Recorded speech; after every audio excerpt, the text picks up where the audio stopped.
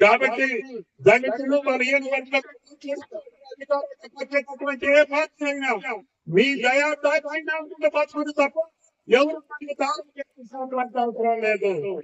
మీరు ఎన్నికలు బలహీన వర్గాల పెద్దది నవీన్ యాదవ్ని మీ ఇళ్లతో పుట్టిన మీ గల్లీలో తిరిగిన ఆయన మీ ముందున్న ఆయన యువకుడు ఆయన గెలిపించండి.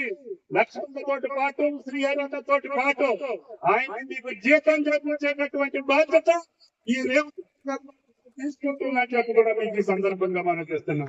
ఇందాక ప్రశ్న అడిగాక ఇంకొక తల్లి ఒక ప్రశ్న అడిగింది.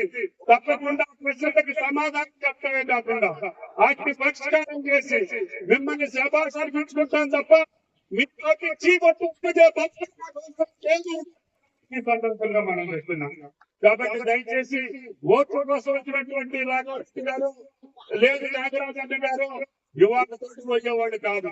అవసరమైతే నెలకొక్కసారి ఈ డివిజన్ లో మీరు ఎక్కడైతే పనిచేశారో వచ్చి ఇక్కడ మీకోసం కష్టపడ్డ యువకులను అడిగి మీరు చెప్పిన సమస్యల పరిష్కారం అయ్యా లేదా ఒకేసారి భగవంతుడు కూడా చేయలేదు.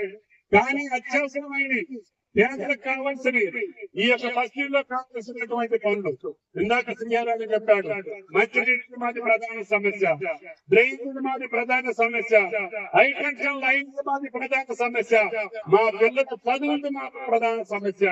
ఆ సమస్యల పరిష్కారం చేసేదాకా మిమ్మల్ని వదిలిపెట్టే సమస్య రాదు అని చెప్పి కూడా ఈ సందర్భంగా మనం చేస్తున్నాం. కాబట్టి దయచేసి అడ్డూరన్న గాని వాకిని గాని మీకు ఒకే ఒకటి రేపు భవిష్యత్తులో రాష్ట్రాలతో పాటు ఉద్యోగ విద్యా అవకాశాల్లో దళితులతో కల్పించేటటువంటి బాధ్యత రేవంత్ రెడ్డి గారికి ఆకాశవాదితో తీసుకుంటుందని చెప్పడం ఈ సందర్భంగా మనం చెప్తుంది.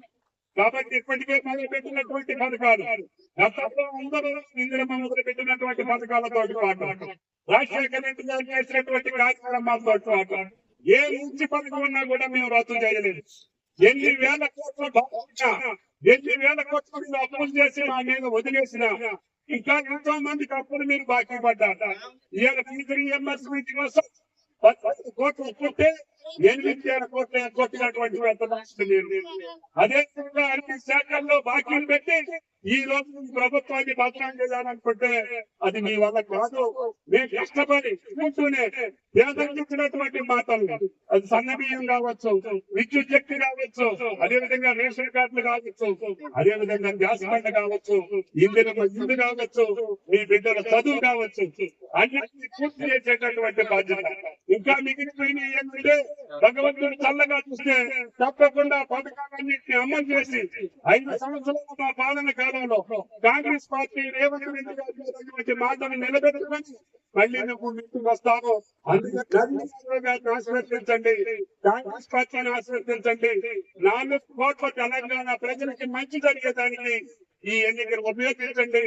దళిత బిడ్డల ద్వారా బలహీన బిడ్డల ద్వారా వచ్చినటువంటి అధికారాన్ని సద్వినియోగం చేసుకోండి. తప్పకుండా ఈ వర్గానికి న్యాయం చేసేటటువంటి బాధ్యత తీసుకున్న ముఖ్యమంత్రి గారిని ఆశీర్వదించండి అని చెప్పి ప్రార్థిస్తూ